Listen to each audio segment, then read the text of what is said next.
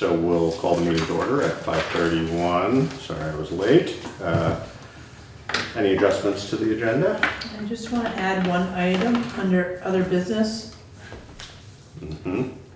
Roller, Westminster. Okay. Leave us guessing in the meantime. Right. All right, approval of minutes from May 8th. I move that we approve the minutes from May 8th. Although I haven't actually seen the minutes from May 8th because it wasn't. They were attached to, They were. The first one had the incorrect ones, the second email had the correct ones. Oh, okay, so I wasn't able to, I didn't pull it. Review them. Okay. It must have, so sometimes in the since you download. haven't seen them, I have, and I move that we and I'll approve. And I'll second that, and if there's no further discussion, then all in favor? Aye. I'll Abstain? abstain since I haven't seen them. Sounds good. All right, public comment on items not on the agenda. Is there anybody in the public who wants to comment on anything not on the agenda? Doesn't look like it. Okay, so select board items, underground storage tanks for the fire and highway department. So Tom, you go ahead because I'm still waiting for Lionel. Okay, all right. So go ahead. So, and Laura, I'm not sure how, I know you weren't here the last I time. got caught Okay, so, the general background is both the highway department, and unfortunately Brian couldn't be here tonight, so I'm speaking for both of us. Historically, both the highway department and the fire departments have had and maintained our own underground storage tanks for diesel fuel and gasoline. Brian and I are both operators, certified operators for our respective systems, and then we are the alternates for each other, which is a requirement by the state. So there has been a fair amount of regular maintenance and testing that needs to be done with both of our systems that we do. Both of our systems are perfectly compliant, so on and so forth.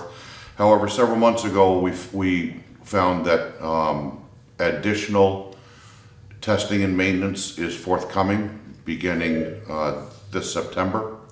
And those processes will be on a 3-year cycle, and they're going to carry a pretty hefty price tag with them. Along with that,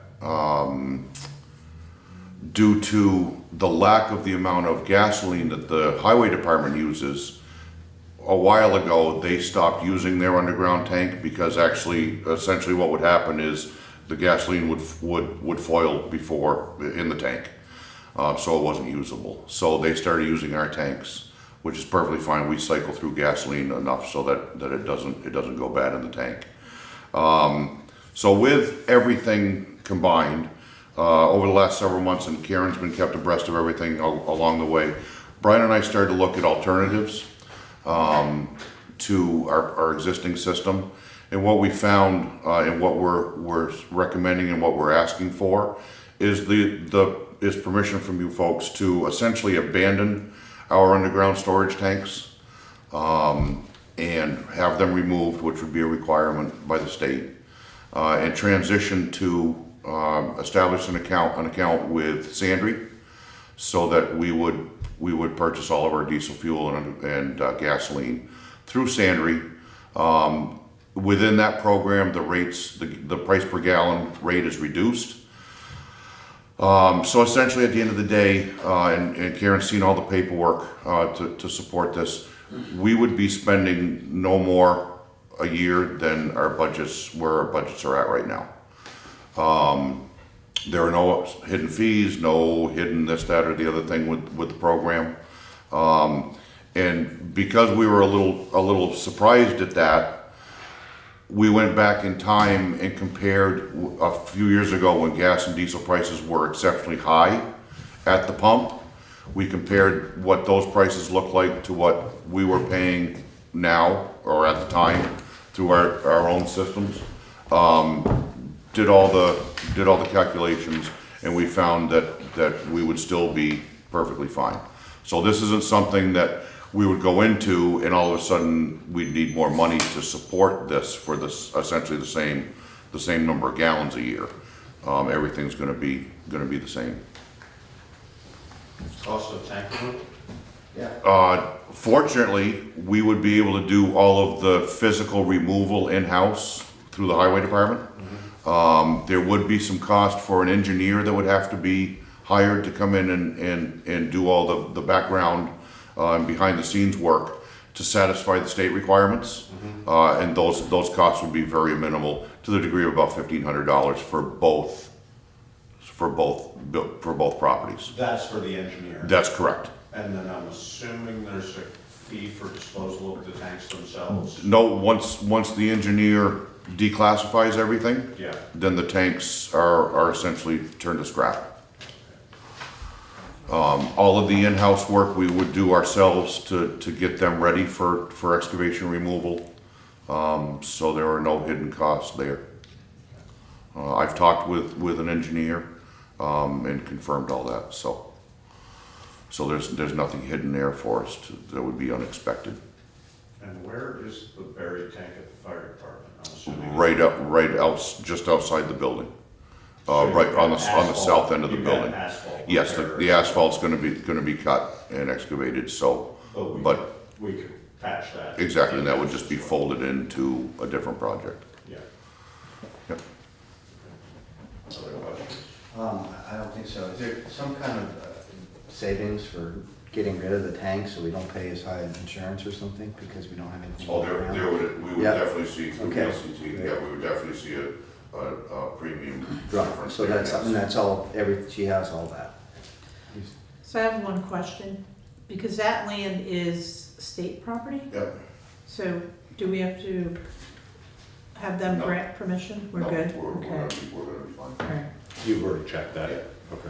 And we weren't saving any money buying in bulk, is what you said before anyway, so the price is pretty much the same. Well, versus. We're actually saving now. Versus pump prices? Yeah, Yes. got it. We're saving, but the way the program is set up through Sandry, we won't be paying pump prices, we'll be paying considerably less. Well, we So- weren't saving before by having our own tanks. We were paying almost what you pay at the pump. Versus- Essentially, there's at no the end of loss the here day, at all. right, right. Okay. Also your time administrating, I mean. Yeah. And along with that, over what we foresee coming to us, in addition to everything else, is the fact that there will probably be more training and education requirements placed upon the operators. And fees. And probably, yeah, yeah. The only question I have is, I mean, putting it out to bid would be kind of ludicrous. We only have 2 gas stations locally for you, but did we check in with Rods to see if there was anything?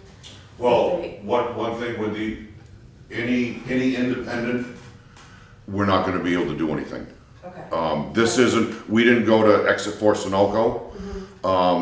For this is a municipal, program, Okay. municipal and fleet program Okay. through Sandry.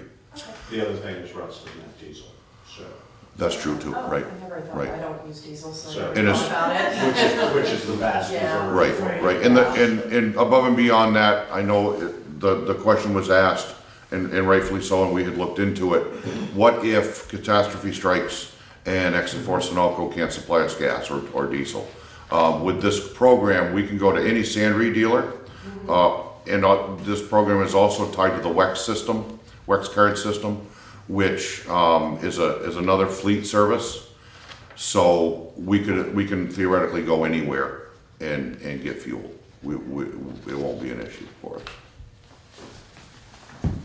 All right. So do we need a vote on that, or, I mean, I'm not sure we really do, but is everybody all right with the concept of doing this? Yes. And you're good Yeah. with it, Karen? Yeah, Yes. absolutely. Okay. I'm fine with it. Yep. You've been over the accounting too, looks good to you, okay. I mean, I'm not sure we need a vote, but I think we just go and say, sounds like a good idea. Yeah, thanks for being so Thanks. proactive. Yep, absolutely. All right, Can I add one I was more just gonna say, do we thing? wanna do that Yes. while Tom is here? Yeah. Yes, so So I attended on Sunday at the Brattleboro Fire Department an awards ceremony that they do every 2 years. Mhm. So awards for their firefighters, citizens, and other awards such as this one. So Tom was on vacation, so I attended so we could receive this award. And I'll have Josh read it. All right, so it's that guy. And it's presented to the town of Putney and the Putney Fire Department in grateful appreciation for your willingness to help protect the citizens of Brattleboro with the generous loan of your ladder truck. Brattleboro Fire Department Awards Ceremony 2019. So circumstances, our ladder truck goes to things down there occasionally as mutual aid, correct? Yeah, in this particular case, and this has happened, similar circumstances, this has happened both ways. Yeah. Historically, their relationship with Brattleboro and the Brattleboro Fire Department. Essentially, their ladder truck went out of service for an extended time frame. The assistant chief called and asked if we would once again be gracious enough to allow them to actually house and run our aerial, which obviously we said absolutely. So the last time it was down there it was several weeks. And you know, if I recall correctly, they had one incident where they were actually happy to have it and not have to wait for one to get to them, so. They were very thankful. Yeah, so it's good. And again, historically, that relationship has been there, and there have been times in the past, not the recent past, but in the past where an engine from Brattleboro has been sitting in our firehouse because ours has been down. So it goes both ways and it works well. Well, thank you for maintaining it. Absolutely.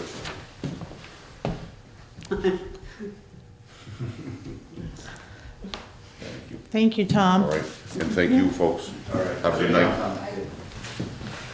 All right, so, let's see, do you want to jump to something? Yeah, we can do Forest for Learning Okay, Reserve Account. okay. So this kind of transpired really quickly. So I have Lionel here, and Liz Adams. Liz Adams. I'm Tara. here. But I'm just observing. And you're both on the school board? I'm on the board. Okay. All right. So this has to do with the town forest. Mhm. So as you know, we have a purchase and sale agreement. Right, The property transferred to the town back in September 2018. So what's happened is, in our purchase and sales agreement, the school, or a committee was gonna be formed to create a nonprofit, mhm, 501c3. mhm. And Lionel is here with school board members to present An outline. a plan and a purpose. And the thing is, we have received $18,000 check from the school. And we need to put that money in a reserve specific for the town forest management. Okay. So they're gonna present their findings and their request. Go ahead. Shall I? Yes. Okay.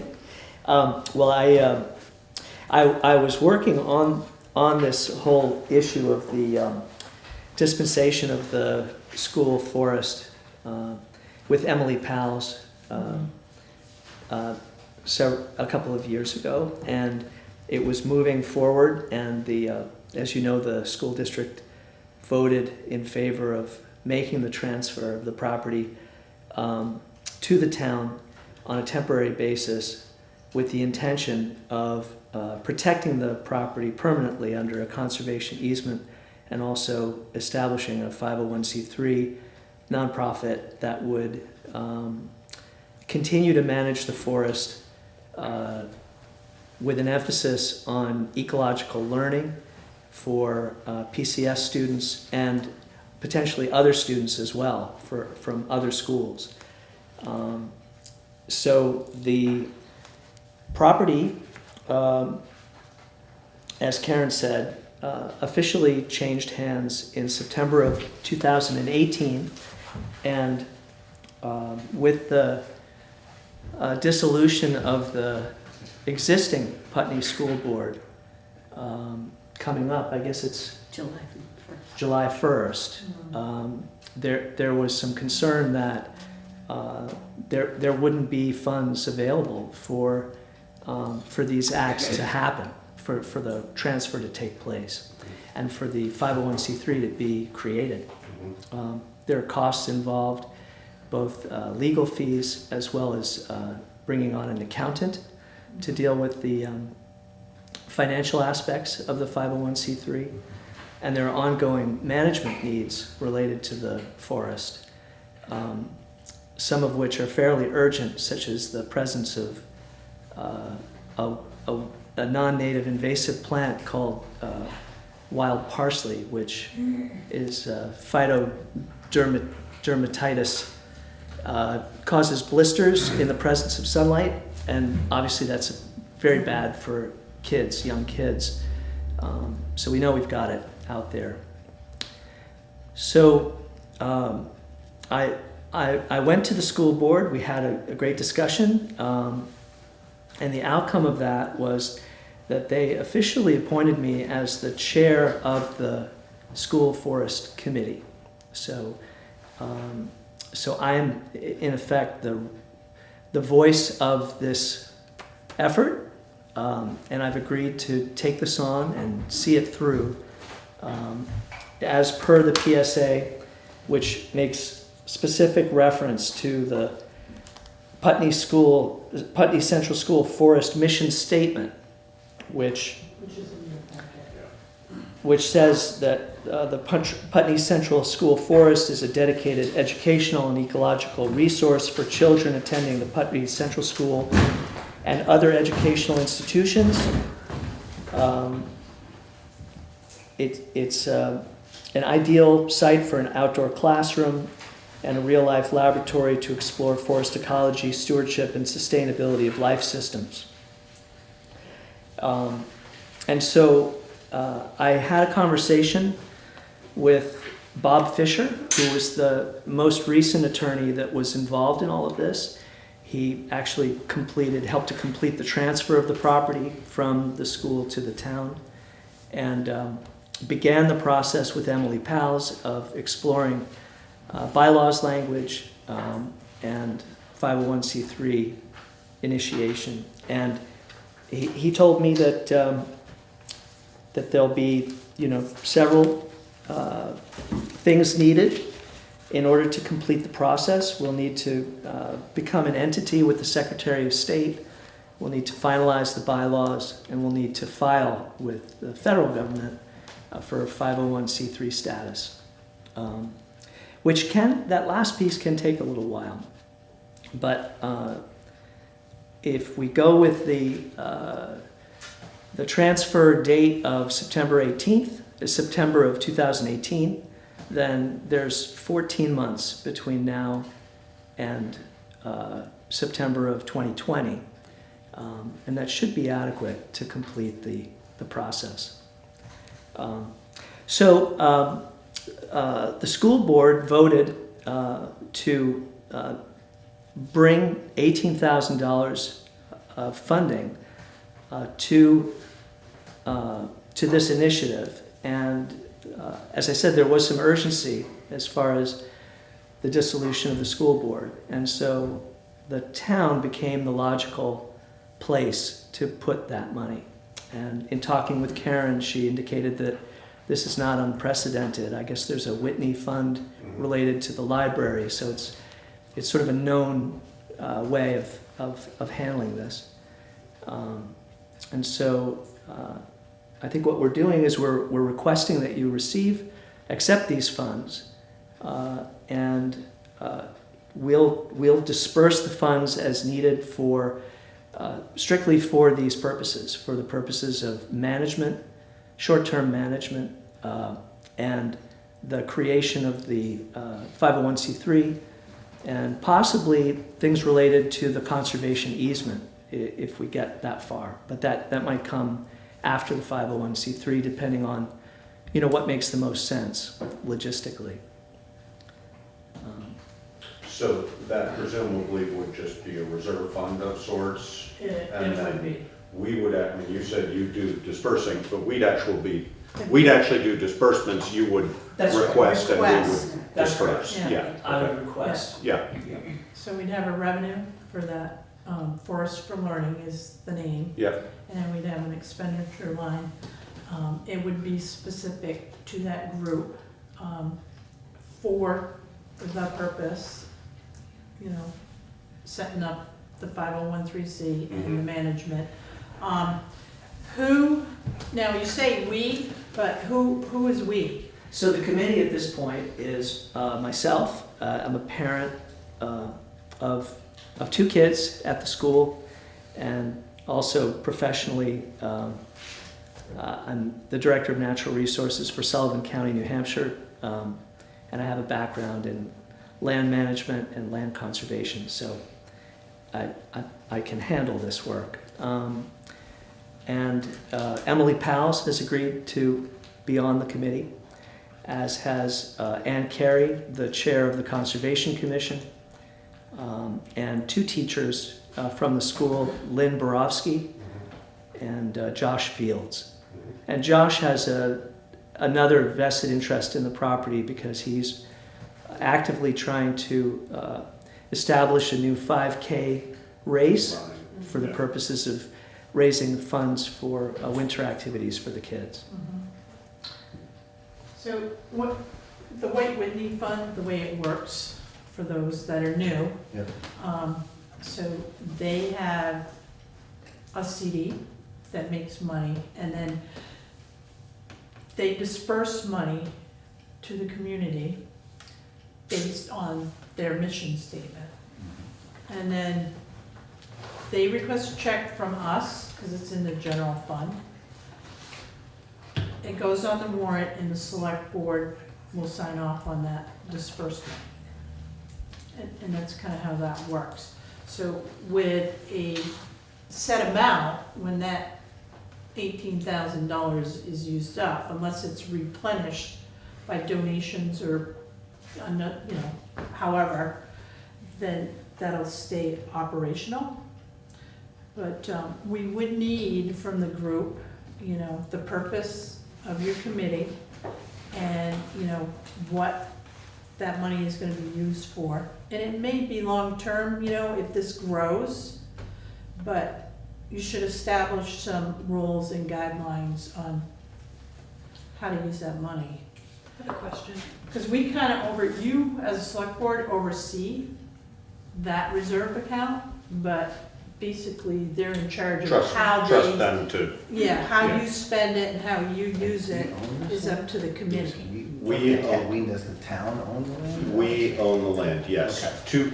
Temporarily. Roughly 2 years ago, this discussion started based on essentially Act 46, you know, issues surrounding Act 46, and both the school and the town of Putney were interested in keeping this piece of land attached to The town, the not town the of school. Putney, Right. not the school in case, you know, so. As it- things change through Act 46, it would give us more Exactly. control over that land. So at that time, it had mostly been surveyed out, but at that time, we actually divided it so that the school is on, I don't know what, actually, maybe the subdivision had already occurred, but the school is on a 12-acre lot that Right. sits right there in the forest, surrounds it. So we accepted it as basically a holding, you know, land banking it for Securing the it. purpose of this. So it seems like it's really important to have that mission statement and what they want to use for it so that there's no, you know, mistaking who's Correct, going to pay for what and. Right. and- yeah, because and if it's how the like, money gets you know, used, right. And, you know, one of the, I can't remember whether this is actually in the purchase and sale, but, you know, one of the verbal agreements during this discussion was that there would not be taxpayer money, town taxpayer Right. money Good. going towards supporting this parcel of land. So, you know, hopefully we would be able to maintain that. And obviously, the town has an interest in, you know, keeping things in good shape, but we're not looking to spend money that we don't have to, obviously. Right. So, but I think some sort of an outline of, you know, I'm not sure it has to be an exact timeline or anything along those lines, but just sort of a basic look at what you think, where that money might end up.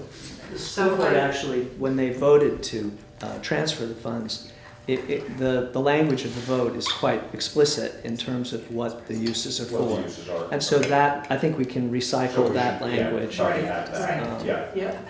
And then we probably want to adopt that per se, so. And who would this committee answer to? Because if the school board is dissolved and it was set up by the school board, They'd answer to us. yeah, so I think that that needs to be formalized, that it's a town committee. Interesting. I guess it would be, yeah, it would need to be. The language of the PSNA is that the town agrees to taking title to this land and holding it for a period of up to 2 years with the intent of allowing the school to maintain the land consistent with current management practices Right. and the Putney Central School Forest mission statement, which I already referenced. It then says, after which time the town shall deed the property to a nonprofit corporation formed by members of the Putney Town School Board, which now would be the Forest Committee, to ensure the proper use and conservation of this land with input from the select board and community. But in order for you to receive funds from us and for us to approve it, you have to be a committee of ours. So you're no longer answering to the school because the school is dissolving. So I do I'm think not that's. sure that's true, because the White Whitney is not a committee of Correct. ours. Correct. So, Neither is the we could- cemetery commission. I mean, cemetery. They're elected though, so that's Yeah, different. But, uh, No, it's a very valid point though, so we Right. should do some exploration of that. But, you know, yeah, I think that especially given we would be holding these monies, you know, I think it would be incumbent on the select board and obviously the financial director, you know, if we felt there was any abuse of the use of those funds, that would be incumbent on us to manage that. I'm not concerned about that happening, but you should probably be as clear as you can in sort of stating why and how some sort of structure would work in that And we'll be relationship. completely transparent as far as Yeah. our meetings. But they'd all be and- subject to open meeting law. Yes. Yeah, and when we have our meetings and we determine the need to do an expenditure, that will be voted on. And so the committee will be fully up to speed as far as what the expense is, when it will happen. And so I think that will help to provide transparency and checks and balances so that, you know, there just won't be the opportunity. I don't know if the property can transfer prior to the 501c3. It's possible that once the entity is registered with the Secretary of State, that it might be that might be sufficient for the transfer to at least begin the process. But it's my hope I to. don't think that's a particular concern for us, again, unless taxpayer money somehow becomes involved. But, you know, I think other than the expenses that you've been talking about, you aren't likely to incur much more expense. The Right. other thing that we should definitely check, and I don't know whether, I don't remember, I'm assuming, are we the holders of an insurance policy on this property at this point? Or is the school, and how does that work? That's a great question. It's something I was thinking about as well when I drive over. I'm assuming that the town, and I need to know this, that the town must have an insurer that We do. Yes. sort of covers the town in a broad way. So perhaps Primex is the organization I work through via Sullivan County. That insurer there must be some sort of an understanding with regards to public land, with town-owned land, Yeah, that there's a liability understanding and what Right. those boundaries are. It's my presumption that this property now becoming temporarily a part of the town's portfolio of public land would enjoy the same sort of blanket coverage. I think you're right, I just think we need to confirm that with I'll Passive. I'm yes. pretty sure that when this occurred, we made sure that was right, but just, you know, as we keep taking steps, we should make sure we're I'll covered. confirm that. What is the name of the town's insurer? Passive, it's the Passive program through the Vermont League of Cities and Towns, PACIF.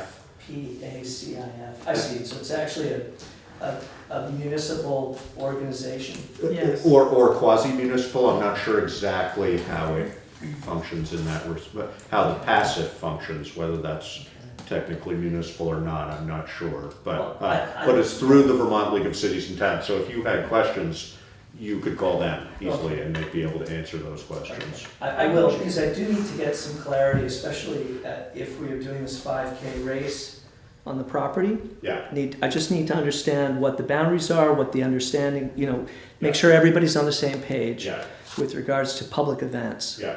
So you should probably keep it communicate with Karen on that, and, because she would be our representative Right, to passive. So, VLCT would be able to answer sort of more general questions for you, but as far as our policy is concerned, it would probably be Karen who would have to inquire with passive, or Alyssa, I'm not sure, I don't know. I'll have to who's check the gonna do that, but inventory list, it might be on our list. I'm almost sure we did this when we Yes, talked about it yeah. the first time, but we should just, again, Yeah. confirm that. I will. And if I could add two clarifying questions. First, I'm assuming that these funds do not in any way lapse, that these funds will continue to exist regardless of what fiscal year we're in. Is that true? Correct. I mean, I think my assumption would be that the hope would be when the transfer of the property occurs, the funds would Yeah. essentially go with it, so that, but, That was my second question. Right. yeah. I'd like to have that on the record right now, Yeah. that those funds would follow the property as the property left the town's ownership. If there are any remaining funds, those would go with it. Yes, Yes. that certainly Yeah. seems logical. Terrific. Yeah. Thank you. And that original $18,000 comes from where? From the school, from, That's taxpayer money. From their budget. but it's though. state taxpayer It's money. state It's taxpayer. different, It's it's different, okay. different, it's Okay. I school was wondering how district, that gets it's school allocated. district money, Right. but it doesn't come directly, We feed a fund, or we get received from a fund, and it's all very Indirectly. general. Yeah, okay. I was just wondering about where that money came you from. got it perfect. That was about as clear as it gets. So, I'm just curious about that little piece of it. Yeah. So, And we wanted to get it out of the school to the town before the merger takes Right. place. Wondering, Because It's not otherwise gonna be they get the school board money anymore, then where's that gonna go? then all the funding That goes goes to to the the- union. to the merged Okay. district, so. And so we basically have one vote on what happens with that money anymore, because we have one representative in the collective school district now? Two Is that representatives. Two, We need okay, two. that's it, okay. But all decisions that they make We will should have think about to moving some balance more. between 10 different schools. Right, And so their focus on the Putney Central School, and then in relation, the forest behind it may not be as much of a priority in their mind going forward. Right. So But Which is- we- but which we is didn't wanna why give we're them the taking money. this whole thing. Yeah, so, yeah. Everybody's spending down the reserve fund, so they don't go to the new I'm sure district. they are. Right, I was wondering, yeah, Yeah. exactly. I remember correctly, we did build a cushion into the 2-year timeline, didn't we? I think we said up to 3 years, wasn't it, or not? Yeah, I just remember there being a cushion of some sort in the language. On the transfer of the, Yeah, that they weren't held to like, Right. We certainly had that discussion, Yes. whether, The I intent was think there. that, yeah, exactly. Was that it would be, I think we basically said our hope was it would be within a 2-year period, but if it had to be 3, it has to be 3. So whether we would have to modify this in that situation, but let's see how we make out on the 2-year period. Yeah, I Let's should, go from I should there. have Yeah, we're some hopeful feedback. for two. Yeah, Yeah. I am as well, and, I'll be meeting very soon with Bob Fisher, and I'll get a better sense of it. What I've heard so far is that a 501c3 can get sort of stopped. The process can get sort of frozen on ice by the feds. Yeah. But that typically it can be accomplished usually within a year, sometimes a year and a half. I think that was, I don't see a specific date on here, and I think that was the reasoning behind that, is that we all said, this is essentially a verbal agreement based on a purchases and sales that exist, but that we don't have a timeline on that, that's sort of my recollection. Does that sound right to you, Lionel? I think that Well, was. It actually says up to 2 years in here. Oh, it does? With the Right. intent of allowing the school to maintain the land consistent with, right. and after which time the town shall Oh, be that's there. 6. The thing that's interesting to me about it, though, is that it doesn't actually have any other contingency. So Right. It's simply saying up to 2 years, but it doesn't say that if, in the event that the property didn't change hands in 2 years, this is what would happen. Yeah, It doesn't say that, yeah. so, in No, that and sense. it's- again, it's clear to me, and I'm sure we could look back at, if we needed to, in minutes, et cetera, I'm definitely, I remember the discussion and saying, hey, do the best you can and we'll see where we get to, so, I don't think that's a problem. All right, good. What about conservation easement? Are you, Well, so the question is whether the easement should be pursued after the 501c3 is Right. in effect. I think that that's probably a better way to do it because, as you probably know, with easements, you need third-party. holder of? Yeah, and so and there are appraisals that are involved. Right. The conservation values have to Yeah. be monetized. Yeah, And so it might be simpler. The forest, this concept of forest for learning is the working title for the 501c3. And Okay. so if that is an entity that exists and that entity then is pursuing a conservation easement and actually has title to the property, it might be a lot cleaner than trying to do this process while it's still technically under the auspices of the town. well, the other thing we talked about, and I don't know how this plays into it, I don't know the specific details of this, but technically as a municipality, we can hold an easement, but we can't hold an easement on property that we own. So, once the 501c3 owns it, we might be able to be the easement holders, if that makes sense. Yes. I don't know whether that does make sense. Do you know if Putney is currently an easement holder of anything? Not that I'm aware of, although, we have, as you know, a bunch of town forest parcels. Yeah. I almost want to say the one in Brookline is under conservation, but I don't remember the details of it. So we have a piece that saddles the top of Putney Mountain over in Brookline. Technically not in Putney. Exactly, and I can't remember how that works. So Ann would know though. Ann might know that, Yeah. yeah. Yeah, well, I think it would be entirely appropriate and excellent if the town of Putney were to be the easement holder, given its vested interest in the Yeah. future of the property.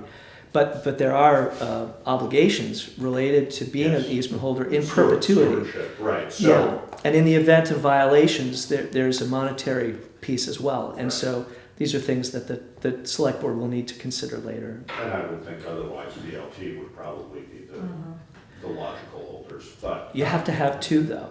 So in the event that your first holder goes belly up, Right, there needs to, Something a second like entity that. has to be identified. okay. Well, obviously that would be something to discuss if and when that time comes, but I don't think that's outside of the realm of possibility Right. that we might be able to. And as to that question of whether we already are or not, I'm not sure, but we can find out. Jordy could probably answer that question actually also, so, Maybe. yeah. All right, I Well, had good. a couple of questions. When's the appropriate time? what, Oh, what did you sneak in? go ahead. I'm Jamie Coltonby. I live here in Putney. And one of the questions I had, I'm sorry I came late. I was had to take care of my kids until late. But I just wanted to find out what you had decided as the process until the nonprofit and the board is formed for the release of funds. What process was identified? What we discussed was to use the language that you voted on during the meeting, as far as making the transfer of funds, the purposes for the funds, as creating a written statement that would protect the funds to those purposes going forward. And then I was saying that within the committee, there'll be actual votes on every expenditure. So there'll be discussion and vote on every expenditure. And then once that, and that will be reflected in our written minutes. Okay. And then that will go forward as a request to the select board to expend. So that will occur once again in writing in the select board's minutes. So I So meaning think, that this temporarily will be a committee of the town that will be publicly warned, decisions made in that space, and then the town will make decisions on release of funds based on that. Is that what you were saying? We had some talk about whether this committee would be a town committee or not, and it's not clear whether it needs to be. Okay. Okay. The part of my curiosity is just that we have clarity and a plan that is something that gets a larger group participation, and that we do that collaboratively amongst folks. And then one in particular was one of the specific things that popped up in the school board meetings was the discussion about how to manage the invasive species. And because of my background in pesticide and herbicide research, I had a lot of concern about herbicide application in the field where the kids are. Sorry, in the interest of our meeting, Yeah. I think these are discussions you guys should have, but we already had these conversations, and I'm sorry you were late for it, but Yeah. we've got other stuff, so if you guys want to have this conversation outside, that would be great, but, Okay. So it's if there- not a decision of the town then? I thought it was the business of the town. That's not, Because it's public lands held by the town, business of the town to hear concerns about pesticide application on town-held property. Well, that would be up to the committee. I just, we talked about invasive species, we talked about how to form a meeting. Sorry, I'm just trying to keep things Okay. moving on our end, so, okay, but all right. I If guess I was I out just of thought line, it was sorry. town-held land, so I thought if I had, as a citizen of the town, wanted to talk about that and find out what our process was, just to be able to articulate that. I don't know what the town's process might be regarding herbicides or pesticides. I think for expediency and simplicity, it's simply a matter of working with the committee, the forest committe Okay. directly, and Yeah. expressing your concerns Okay. in that way. Okay. So when will your first meeting be? It's a good question. We're trying to find a date that works. It looks like Friday nights might be the way for us to go forward because we have 2 teachers in the committee. So we don't have a date yet, but we will have a date hopefully by this week. So hopefully we'll have a meeting next Friday. And where do you find documentation of those meetings? That's a great question. This is all brand new. well, they would be posted on the Putney website, if nothing else. It's And open then, meeting law. and so then, it so has they have the to be agenda. posted in 3 locations. Okay. Logically for you, Lionel, that might include the glass hallway, for example. The which? The glass hall up at the school, have it posted somewhere at the school, Okay. somewhere Post in town office. hall, and then maybe post office or Yep, or another place library. of your choice. 48 hours in You advance. send them to me and I put them on the website. Or utilize the Putney PTO as well. We're happy to post a meeting notice for that. as well. Okay. Thank you for that clarification. Mhm. Do you need to make a motion to create that reserve Probably wouldn't be a bad idea. or? Right. And Move to create a reserve fund in order to accept the $18,000 for the forest for learning. that has been allocated to the town Right, from right. the school. On behalf of the Committee for the Forest for Learning? Mhm. But that's on yet form, that's not. That's our working title. That's That your is the working- committee that's your title working- of the That's your working forest, title. yes. Yeah, so Okay, that's yes. fine. I move that we create a reserve fund for the unyet formed Committee for the Forest for Learning in order to accept an $18,000 check for deposit. And I second that. And unless there's any further discussion from anybody? All in favor? Aye. All right, Great. Thank you very much. You got it. thank you. And we owe Lionel a lot. Yes, thank you. Well done.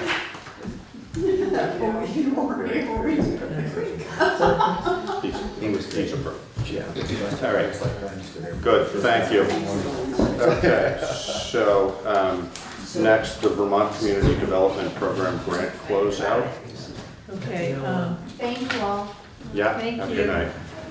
so we had to warn this meeting and, Right, So we don't have to have that as a separate portion of the No, meeting? it- It's not a no. hearing, it's just a No. discussion. that You're we not have. taking any action on this? Right, So okay. basically, we're closing out the Vermont CDP for the Putney Landing Yep, and the Noyes House. Yep. Okay, so we took the $490,000, it was a grant that was awarded to the town for those two projects. Got it. And we passed through to Windsor Housing, Yep. the $490,000. So the project, there's a project narrative here, it is complete, the apartments are rented, so, The money's been Should I transferred, just the read job's this? done. yeah, we go said, ahead and so- read that. okay, so this is the DCDP progress report. Project narrative, the Putney Landing development has been completed and is fully leased up. Some spring work remains, including additional landscaping, tenant amenities, and some extra paving.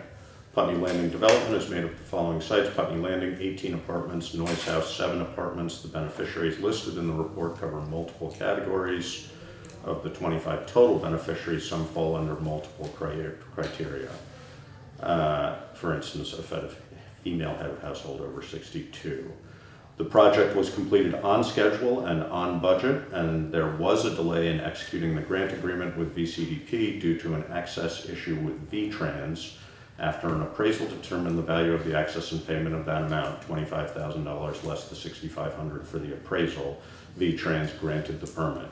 Bridge financing provided by Housing Vermont was used to cover this gap during construction. VCDP funds will be drawn once loan documents between the town of Putney and the Putney Landing Limited Partnership are in place. These are currently under review and expected to be signed the week of February 18th. That was a while ago. This This is the old narrative is report. from Yeah, February. yeah, okay. This will be used to pay down the bridge loan that was used during construction to cover rehabilitation and new construction activities. So So that's been done. that's been- It That's is been- complete. this is, It's a this closeout. This end of meeting step that we're, end of, the closeout of the grant is the last step in the sort of It's a requirement. paperwork requirements, Yes. so The money's that been all of transferred, this, the work's Yeah. been done, and we're saying Correct. everything's everything's good. in good shape. And it needs to be in our minutes, because I'll upload that to the IntelliGrants, and it will close out the project. Got it. All right, Understand that. It's a lot more. so we don't need to vote on anything or anything. No, Thank you, VCDP, for yes, working through this process with us and providing funding for it's the working out Putney Landing and well. Noise House. Great, Yeah. yeah. So, Okay, so Houghton Brook Road culvert replacement recommendation to award contract. So you had opening of contracts last week. yes, we received 2 bids, there are 7 contractors out at the site. We received 2 bids, the low bidder and recommended by Brian Harlow is A.S. Clark and Sons at $45,650. Fitzpatrick had a bid of $56,000, And just to be clear, this is Fitzpatrick Trucking and Excavating, No. not Fitzpatrick Transport or Excavating Correct. and Trucking. yes, Two different entities, not the one that's local to Putney. Fitzpatrick Excavating and Trucking out of Warrensboro, Vermont. Got it. Thank you. So, it is Brian's recommendation to award the contract to A.S. Clark and Sons. He's done 2 other projects with us so far, and we've Yeah. had very good luck. Things have come in on Right. time, on budget, et cetera, so. Yeah, And and this there's is a for lot of Houghton equipment, a Brook. lot of men, and you can get Yeah. it done in time. Yeah, Yeah. exactly, good. Any questions, comments? Anything along those lines? So a motion to accept the bid from A.S. Clark and Son? I move that we accept the bid for the Houghton Brook Road culvert from A.S. Clark and Sons. In the Culvert amount of, replacement in the amount of $45,650. okay, second? I second that. Okay, it's Good been, to see the bid. it's At been, some point. yeah, it's been moved and seconded, just out of curiosity. Does this actually include the price of the culvert or not? No, it does That's separate, right? So Because the we put culvert that is- out to bid separately. as I Mitchie recall. is, Yeah. Mitchie did the engineering, And they're building the culvert. The engineering was $14,400. And the box culvert will be $60,638. So we do And have. this, and what was our total allocation for this from the state? So it's $200,000, and then we have a 20% match. Match. So it'll be, what is it, 175 Yeah, from the state? yeah. Okay, and are there other significant expenses other than the purchase of the culvert and the Contractor? contractor? No, so that's about, what, 115,000? Something like that. And then we'll probably, I mean, I know working with Archie Clark in the past, we've been able to do a large portion of the income, of the match with in-kind. Right, I'm not sure that's gonna happen this year Okay. because Brian's schedule Depends on when is, the season. yeah, So we have to then come up with money for that. right. Okay, So 60, 14, 4, and 45, Correct, basically, so 120. yeah. And then we have 200,000 for this project. Well, about Is that- 175. Okay. Now, the will thing come too- from, would come, up to 175 would come from the state, Yes, and it's a 20% match. Well, so it would be more like up to 160,000, and we would potentially have to pay up to 40,000. Whatever the total project costs, we have to cover Pay 20% of that. correct, So what it finishes at, not what we project it at. Right, right. Okay, yeah, got it. So that's taxpayer money, that 20%. Yes. Got it, okay. yeah. And if Brian does work in kind, through labor and we can, bill our equipment Yeah. and product, And, so some, and and that, trucking, yeah. right, and that takes care of the 20% usually, Got it. So so, instead of it coming out of the bank, bank, it comes out of yes. our work. yes, Which is But much that better may for not us. work out for us this year, you're saying, yeah, because of Be- scheduling. Because it's not, we don't kind of do it right. within time. Yeah, Brian has a lot on his schedule and, Good. It also has to, we, like, you're familiar with that last one where the town, on Hickory Ridge, where the town, we moved a lot of material. Yep. That was something we could do without having, basically it's a matter of being able to coordinate with Clark so that we're not holding him up. Right. Everything has to happen, so if it's, if we, anything we can do, I'm sure Brian will. right, And we'll keep track of that, Yeah. but if not, yeah. then we're on the hook for the Okay. money part of it. We'll see what happens, things can change. Yeah. All right, so that's been moved and seconded. I don't think we had a vote though, did we? Okay, so if there's no further discussion, all those in favor? Aye. Aye. Aye.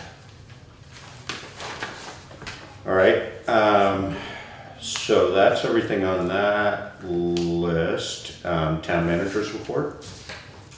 I'm gonna go on this quickly.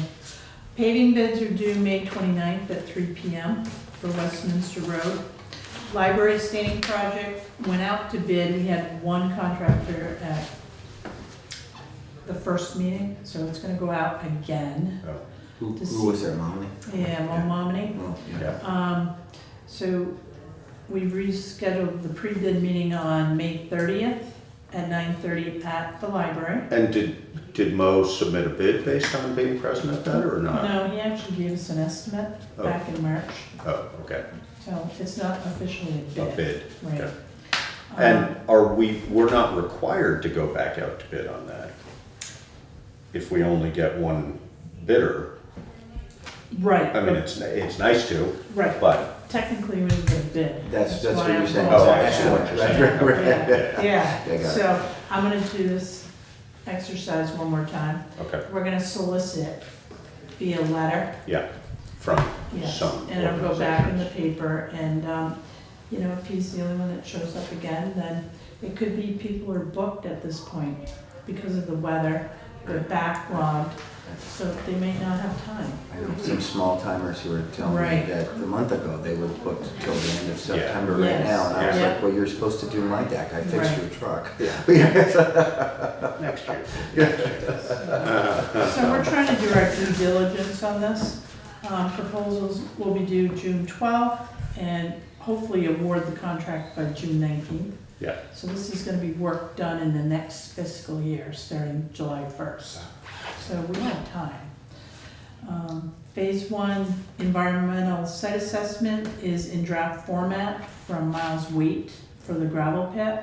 I have not reviewed it yet. So, oh, this was the environment. Yes, yes. And then, there's a copy if anybody's wants to.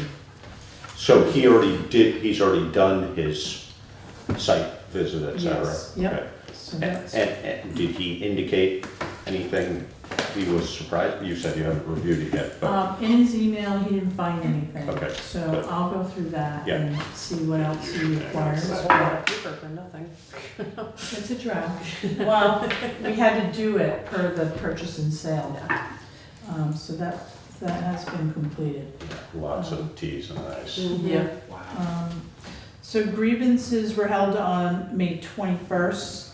No one grieved their assessments. So there were 120 notices that were sent out and 82 current use change of allocation. So And no grievances. no grievances, Wow, that's so nice. that's good. Hold on to Yeah. that for a minute. Yeah, no Yeah. kidding.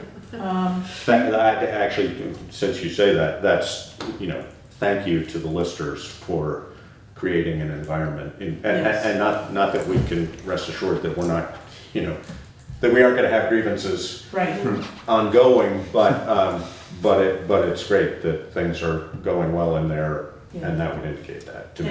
And Jordy did state too, he filed the grand list, it hasn't been officially launched, but it looks like we're gonna be right about in the same value as last year. So it might be down just a little bit, but even with Great River Hydro, Uh-huh. we're still in good shape. Good. So they did a great job. 3 properties were postponed for abatement, and 2 properties were denied abatement last week. They had abatement hearings. And there's a meeting scheduled, I believe, for June 11th, right? Yes, For those Correct. abatements that weren't. correct. June 11th. I forget what time, maybe 5:30? I think it was 5:30 or 6. So. Yeah. So how does that process work? I wasn't at the first abatement meeting, Mhm. so people came in and asked, some were given some relief, some were given none relief, and then the next meeting does what? How does that work? Well, No. the next meeting is being held because there were 3 that couldn't be done that night. Oh, I They see. were Different- postponed. For I see. various, They were okay, yeah, postponed. so they're not subject, Yeah. but essentially how the process works is that somebody who's requesting abatement comes in, explains their situation, requests, any, or, a portion or complete abatement on any portion of whatever they're looking to get abated. And then the Board of Civil Authority asks questions if they have them, and then they go into a deliberative session and discuss it, and then. Award or don't award? Exactly. Got it. And the guidelines in, it's statutory, what one can abate for and one can't. I read it all. You So have it's to pretty, meet it's pretty criteria. clear, Right. yeah, if you But don't meet there's the also criteria, some judgment. no. If But you there's- meet a exactly. criteria, then Then it's it's judgment, Yeah. exactly. Yeah. So, but, we try and always be as fair as we can, obviously, but sometimes it doesn't meet the criteria, and that's the way it is. I wasn't present for this, so I'm not sure what the process was. Right. No, I was there actually. It was a good exercise for me. The next one is 5:30. on the It is 11th. 5:30? Good. So we're working with delinquent property owners to collect before going to tax sale. Mhm. Right now, on our tax sale list, there's a total of $133,618.58. In delinquent taxes. Yes, on the tax sale list, okay? Of that amount, right now, currently, we are delinquent total $197,479.21. So as you can see from this list, this is like 3/4 of our delinquent taxes. Indicating that these are 2 years old as opposed to 2 or most more. of, right, and most of the rest are Right. more current, is essentially what you're saying. Yeah, Yeah. exactly, so. And so are the Yeah. more current ones tend to be collected, and the fact, once something gets to 2.5 years, what's the percentage of recovery? Or Well, places that well, actually get, so. It depends. It Yeah. depends on the Yeah, situation. it's very Sometimes variable. it's, We talked about this some before, when you guys came Right. to teach me that a lot of it, you just can't, there are people, owned by people that Sort of don't even know where to unrecoverable. find them. Yeah, exactly. Right, exactly. but Yeah. perfect example is this week, we had somebody that was gonna go to tax sale, they came in and paid the full amount. We had somebody else that was delinquent, you know, and he got himself caught up. So in one day, we collected almost $24,000. And there are And also, delinquency, there are so- also people who have made an ongoing agreement Correct. to pay their taxes as they can. Got it. They remain on the tax sale list until they are sufficiently caught up. Mm-hmm. But if they're making good faith payments and actually doing it, the problem is you You can don't often. actually go up for sale. Exactly. Yeah, But you're on the list. But you also have people that will come in and, you know, oh yes, I will definitely be paying, I'll be here next Tuesday at 1 o'clock and I'm gonna give you no show, you know, then they reset it. So, you know, people tend to, you know, they're obviously trying hard to do this. And some people just aren't able to maintain that. In that case, we sort of have to say, hey, it's gotta go up for sale, because if they can't stick to a schedule to make payments, we can't keep allowing them Got to it. get further and behind, so. So that's a work in progress, and we're hoping to capture, you know, more of that delinquency before the end of June. So that's the cutoff where it becomes, the end of the fiscal year is when it becomes another year. Is that how it works? Well, the auditing, the books, you know, when you collect, you try to capture all your taxes in the year you're in, or as much as you can. So it doesn't keep following into the next fiscal year. And we may have already talked about this, David, but, you know, the other thing we've talked about in the past, and I'm pretty sure we've had this discussion, is that, you know, 2 years is somewhere between being too long and not long enough. Got it. You know, Right. I mean, we don't want to take people's property, Of course not. obviously. No. But at the same time, the flip side is the fees involved in sitting on tax money build up quickly. So if you aren't forcing the issue, their debt You're actually not gets doing more them and a more, favor. exactly, it Right, gets I more get and it. more out of Sure. control. If you force the issue, You're actually most people helping them. take care of it and then their debt is erased Got it. and, you know, but it's complicated, you know, obviously everybody. And the has only their means we have challenges, of so- forcing the issue is to sending take them a it bill sale. and taking the tax sale. Exactly. That's it. There's Yeah. no other way. No. Okay, interesting. The thing too is when someone's delinquent 2 years and they're trying to, you know, make payments and trying to catch up, we're looking at 2019. So the new tax rate will be set, new tax bill will be out in July. Right. Payment is due in August. So they're gonna, It just compounds and it compounds so does. quickly. So Right. it is difficult and everyone I see how. has a story and And most of them are legitimate. Right. But they're also mostly, you know, I don't want to put it too bluntly, but they're mostly not our problem. I understand, and if and- it's beyond their means, it's beyond their means, and it's not our Exactly. fault that it's beyond their means, but they need to address the fact that it's beyond their means and do something about it, and if they can't, then Then we need have to to take address care it. of our needs. Exactly. Because we take Yeah. care of the needs of everybody, not. Yeah. Right, so. And if there are like mitigating circumstances that you deem maybe are worth sending over to like the Whitney Fund, that's something, have you ever considered that? they're limited to disbursement, you Uh-huh. know, and it's usually a one-time, Okay. you know, but they have had repeat distributions. I can't think of an incident when it's been for a tax payment, but I Not but I for may tax be payment, wrong. But for, Maybe they would qualify for abatement if it were that. They might, severe. and or there may be, I mean, I don't know what the White Whitney criteria is, but it may be that they can't make a request for tax payment money because Right. in some ways you're taking town money to pay town money, and that's Yeah. not really Yeah. fair. So I look at all Follow that, that's cases, brilliant. and if they can abate, Mhm. that's their first step. Right, And Jonathan's really good about preparing that. and- explaining that to Yeah. people. So, Yeah. and we have, some of these people on tax sale went to abatement. Right, And were declined, or they Two were denied, recent, two were declined? and then the other three are gonna be heard We'll next see. month. Okay. Yeah. 2 were accepted, right? 2 were approved. Right. Or at least one, because of fire, And that was a partial. yes. And then there was an.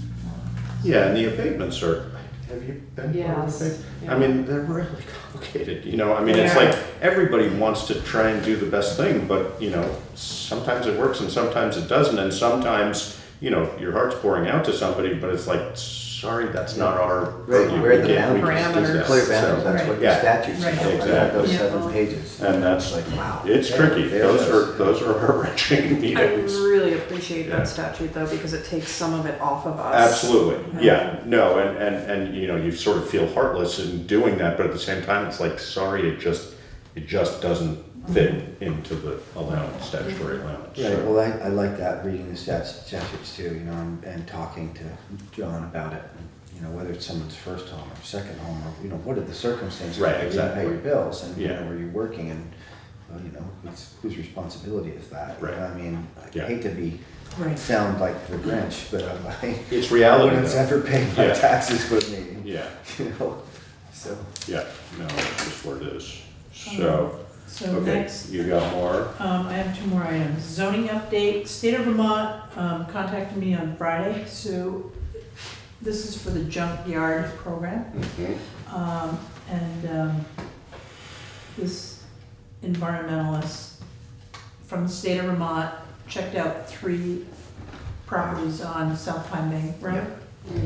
So, we had a discussion, and he will be reaching out to several other properties in Putney to Local. clean up Yeah. the junkyards. So, the state of Vermont regulation is if you can have 3 unregistered vehicles in your yard. Any more than that, then it's a violation.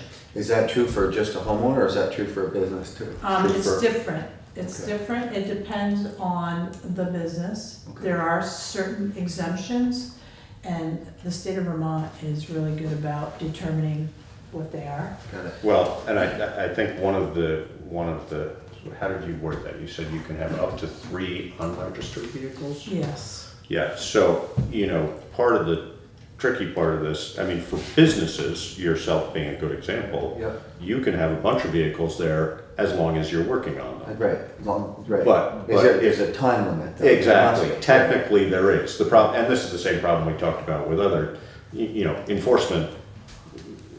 It's gonna be on the state. Exactly. The state So will be we- in doing the enforcement.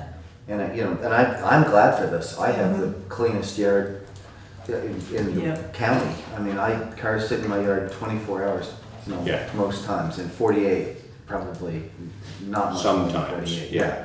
And I never have used stuff. I pull the Right. pieces right off, and it goes in storage, and the scrap goes away that day. Yeah. I'm fanatical about that. So- but- Yeah, so there's 3 properties on Pine Banks Road. There's one on Route 5, one on Shagbark Hill, and there's another one on East Town Farm and Upper Cassidy Road. So those will all be getting addressed right now, and there are more, but we're just gonna, you know, baby steps here. So they're changing, that statute changed to 3 from a different number? Used to be 7. Used to be 7, okay. And I don't know what the business criteria, but this happened probably 3 or 4 years ago. Okay. Pip, you know, we had lots of discussion about it and how, you know, and this is another one of those, well, enforcement obviously is an issue, but if the state's taking that on, but also, you know, there are difficult examples all around, as you know, of one person who, for example, might be on Route 5 and have 5 vehicles in their yard, another person who's tucked away in the woods and has 45 vehicles out back, but nobody sees them, so nobody complains about them. But, you know, it's tricky. So what motivated the change? Environmental law motivated the change? Was it proximity to water? Was it, what, do we? Well, that's- Mostly not yeah. proximity, well, that's The in the river new corridor. A&R, exactly, that's Yes. what shifted into Yeah. now. Yeah, Okay, that shifted it, and, yeah, I mean, The previous, though, I think that was statewide. I'm not sure why they changed that from 7 to 3. I think it just was sort of a modernization of an outdated got it, law kind of thing. so that's a new got it. development, so. Well, I'm glad for it. It's a good thing. Yeah, Yeah, I think it's a real good thing. yeah. I thought I had copies of this. And my other item is the sidewalk construction schedule is actually out. Good. Wow. Yeah, so I just wanted to share that. Whether we stay on schedule, that will be the question. And, May 28th, right, yeah. So, Sure. well, we'll see. I'll notify everyone. Okay. So you have warrants for us. We do. Okay. I move that we approve and execute the warrants as presented upon review, upon completion of review. And I second that. It's been moved and seconded to approve and execute the warrants as presented upon review. If there's no further discussion, all in favor? Aye. Aye. Payroll warrant dated May 17th, 2019, in the amount of $9,384.29. That would have the library.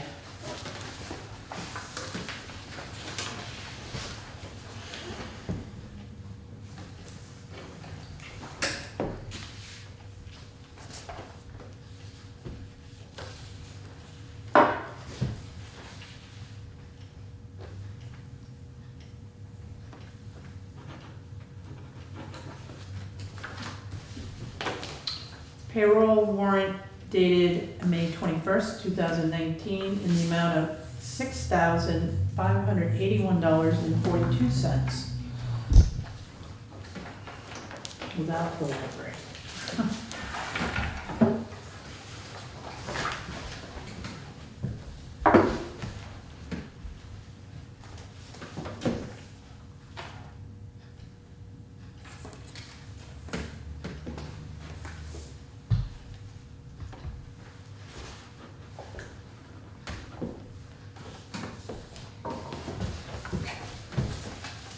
One thing you'll notice on this that you won't see that often is high numbers for listers. And that's because of the time of year. They're Got it. putting in a lot of time. And that happens periodically, but it's not constant. Got it. Yeah, Jordy, Aileen, she's also, and then Karen Shapiro, is she on there? she's not. Okay. Okay. Accounts payable warrant dated May 17th through May 24th, 2019. $43,759.78. There is a check in here to Brattleboro Union High School for $12,508.97. We underpaid them, but we overpaid Putney Central School by $31,500. So we should be seeing that come back. So that'll come back in. Yes. And how did that happen? No. It's a state, late homestead Okay, filings. so it wasn't anything that happened in our office, Nope. it just was a timing? Okay. No, there's Yeah. always that last payment. Lapse, yeah, Right. you're right, yeah. And, other than that, it's a fairly small warrant, which is really good.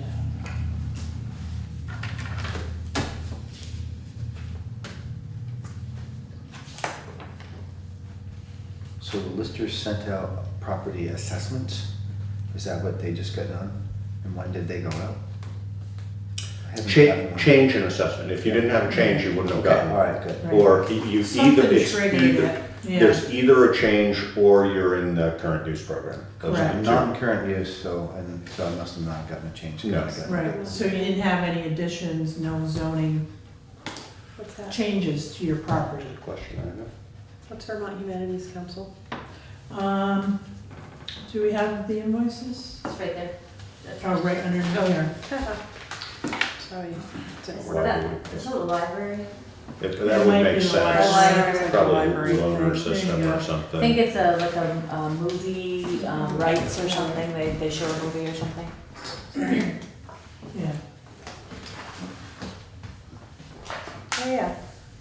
Can you sort in the news from the chat? Oh, I'm actually interested in this.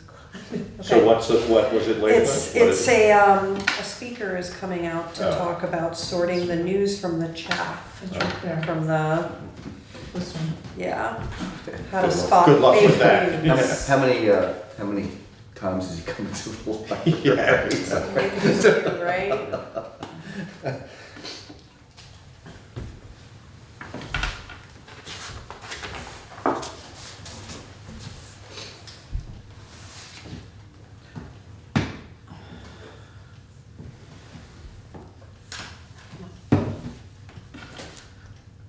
That's right here. Okay. I see that, I know what that is.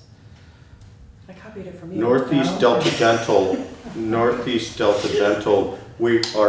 our dental coverage is separate from passive, is that why that's? Yes, Okay, so that's right, and we changed that to be on the same yes. calendar year, It's or calendar fiscal year or year, something. and, yeah, medical Yeah. is separate from passive Yeah. as well. It's like administered through them or something though. Right. Uh, They shop around, Josh, for Right, competitive prices. Yeah. Yep.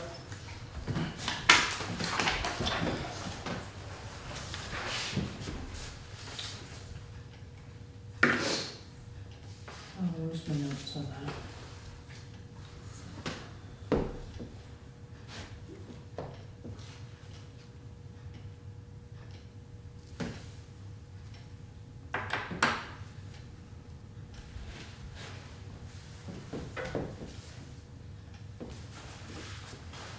What is the power plant? Is that just? That's Nortrax, it's the equipment lease or something, right? Yeah. The Okay. lease. It's for repairs. It's for repairs from. Yeah.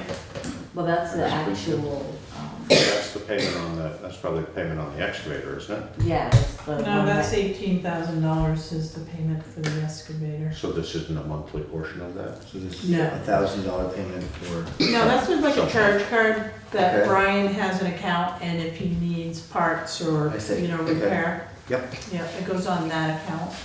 But it is through Nortrax. got it.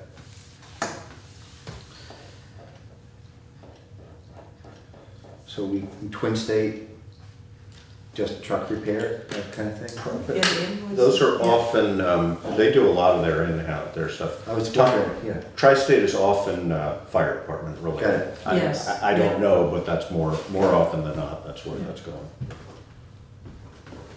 And they sometimes run something over there and sometimes somebody comes here, so. All right, so under other business, we had the Brattleboro Fire Department Award, which we've already done. So Yes. we have our mystery category of the night, the Roller Westminster. So Russ Hodgkins from Westminster, his town manager, sent an email, and they're looking at purchasing a roller, you know, a compact roller. So once the road is graded, they'll roll over it to, you know, pack it down, so it'll stay. Theoretically minimize Yes. washboarding. Yes, that and erosion control too, so it'll minimize the erosion control and the washboarding. So this piece of equipment is $85,000. It would be shared with 3 towns, so Westminster, Putney, and Rockingham. So it is a purchase, so it'd be a 3-way purchase, it'd be shared. So we're looking at $28,333 a piece. Russ has already researched through VLCT how to come up with like a memo of understanding how we're gonna share this piece of equipment. So Brian asked me to come to you to see if there would be any interest. Should he follow through, go look at the equipment, see if it's something that the town would be interested in perhaps purchasing? What's his feeling about that? Yeah, He said he would go either way. He could go either way with it. so he doesn't feel super strongly that it's a real addition would really help. I mean, usually when he needs something, he feels pretty strongly about needing it, doesn't he? I mean, Yeah, The thing is, how much use are you gonna get out of it? right. You know, it's kind of like an excavator, you know, you have it, but, you know, unless you're using it all the time. my biggest concern would be, I mean, Rockingham's got a lot of roads, Westminster's Yeah. got a lot of roads. Yeah. You know, we all would need it pretty much at the same time because we're all, I mean, you know, there would be Spring, sort of fall. regular, exactly, there would Right. be, but also just, you know, just post mud season, for example. Mhm. How do you split it up? I'd wanna know more about the piece of equipment and I'd wanna know more about Brian's interest in it. Okay. I think it'd be really hard to share because you're gonna need it the minute you grade the road. And Exactly. If you don't use it the minute you grade the road, there's no point in having the piece of equipment. Because after a day of people driving on it, it's already compacted in the Yeah. lanes where Right. you drive on it, it's not gonna make any difference. And if you don't have it there right then, how are you Yeah. gonna coordinate scheduling and grading? Yeah. I mean, if you're gonna have one, that seems like that would be pretty tough to do. But, So, and Brian did state like the screener, Josh, down Mhm. at the pit, Mhm. but that's, you know, Dummerston and Putney, you only have 2 towns, so Yeah. sharing that equipment. Yeah, no, I don't, I mean, you know, Dummerston, we've had this relationship with for a long Right. time. I could easily see us sharing a piece of equipment with Westminster, but Mhm. I think Westminster, Rockingham, and, I mean, Rockingham's a big town. Yes, That would make me a little bit nervous. I mean, and nothing against Rockingham, it's just 3 towns trying to share, you know, this is personal communication, where is it Exactly. out, et cetera. Exactly. In that, we're starting to get into, you know, okay, whose schedule meets with whose, and that sounds complicated to me. So I mean, my feeling would be, if Brian says, yes, this is something we absolutely need, then I'm more interested in hearing about it. Okay. But if he's on the fence, that doesn't sound like a big endorsement to me, but, so he may just go look at it, well, that part's for sure, yeah. Yeah. Definitely look at it. yeah. you know, We should see it work. He should Yeah. see it work. right, I mean, if he sees it work and says, oh my God, yeah, This this is is gonna make amazing. it amazing, Right. well, that's different. right. But if he looks at it and says, well, you know, people living on that It'd road be can do the nice, same but- job in Yeah. 3 days, so what the heck? You know, that we would share expenses, you know, if it needed something and, you know. and Sounds complicated again, to me. 3 towns sounds complicated right, to and me. again, if you have a town that's using it more often than another town, is it fair to ask for, you know, 3-way share? I'd be curious to know their dirt road mileage Yeah. compared to Right. ours. Westminster is very similar. It is. Yeah, it's almost like Right. surprisingly We're similar. identical in With the Yeah. miles. so- Almost exactly, Yeah, yeah, okay. it's within a couple Yeah. miles, and it's How does surprising. Brian feel about working with the guy in Rockingham? Does he have a relationship with him? I mean, is he good like he is with the guy in Dummerston? I mean, is it gonna create an issue of scheduling? Is that gonna take him away from doing what he needs to do? And how do you He's already transport busy. it? Do you need Right, I a mean- trailer? I mean, we have a trailer, but, you know, Yeah, I think we should just have more information. Well, I mean, if he wants, yeah, I would agree, if he wants to go and look at it, that sounds totally reasonable. okay, Um, I'll leave it up to him. You know, and then if you he, think it's worth pursuing, right, let us then know. come back with details. Right. But again, the logistics of an interlocal agreement Well, you or a know, memo of understanding, we would have to see that. to the see other how thing it's I going. would say is, you know, you said it's roughly an $80,000 piece of equipment, 85, something like 85,000, that. yeah. I mean, if it's something we really need, I would say it's much more realistic to Yeah. explore looking into that with one other town, Right. Mhm. you know, either Westminster, somewhere we share road ends with, so, oh yeah, we dropped it at the, you know, Yeah. Right. town line over If it there, was and you guys hop on it, Westminster, or Putney, Dummerston. something, Right. that might, Yeah, but Westminster would say the same, well, yeah, if it's Putney, Westminster, Rockingham, Advantageous for there, them to be in the middle, right? I just, yeah, no, I agree with you, the dirt roads, the mileage of Yes. dirt roads, I mean, I think that's I important. would think Rockingham has a lot, although a lot of their roads are paved, Yes, so, yeah. but. I mean, if it's Be really that interesting to important and know. it really does that good a job and it makes things that much better, is it worth it for us to look at getting one of our own? And then we don't have to worry about scheduling. I mean, Or since Is we it- already share a lot of equipment with Dummerston, you know, does that make sense? Or- yeah, or and something. they've the already idea of practiced at equipment scheduling sharing things together. to reduce Get along. Yes. Right. I agree, It's gotta be the definitely. right It's way. gotta be very practical. Yeah. Yeah, no, and like, I mean, you know, the excavator came up as a possible example, and it's like, the reality is, Brian would have a hard time sharing that, because they Yes. use it all the time. And a ruler, Yeah. yeah. Well, they might, you know, once they started doing, I mean, just like, you know, it wasn't that long ago that, and obviously different expense range, but we didn't used to York rake it. Right, You know, it absolutely used to not. just be graded and left. Right. Yeah. Now we York rake everything, that's another piece of equipment and a truck being used to do that. You know, is this that much better? I have no idea. I mean, I can imagine it probably does a pretty nice job, but, I don't know. Yeah, so put it on Brian to Okay. let us know. Does that sound fair to everybody? Sounds reasonable to me. Okay. No other business. Just this invitation. So Keith Clark is retiring. This is a little, So it's an invitation from the deputies and staff of the Wyndham County Sheriff's Office. Request the honor of our presence. I'm assuming that would be select board and manager, probably, something along those lines. someone, you know, representation might be nice. When is it? It's on Saturday, June 15th, noon to 4. Okay. That's good. So, So let's see, do they have? so if anyone's interested, let me know. Please RSVP by June 6th. Mhm. So, And there's, yeah. Okay. You have a little pot of money. yeah, no, I mean, that, Yeah. you know, that's certainly Don't let something we that can. Yeah. For I the- said it for was the- little. For the cash bar, we can't do that. Yeah, yeah, right. All right, so executive session, I would say yes. Yes. Okay, so I do um, have, I would entertain a motion, there you go. Thank you. Which one? the long one.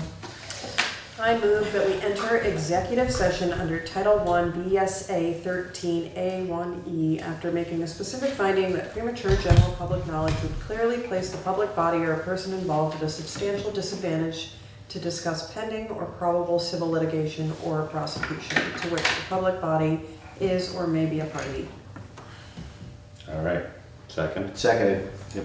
been moved and seconded to enter executive session as annotated at 6:59, and I do not believe we will be making any decisions No. tonight. So we'll let you know what the time we came out and adjourn the meeting. Great. Thank you.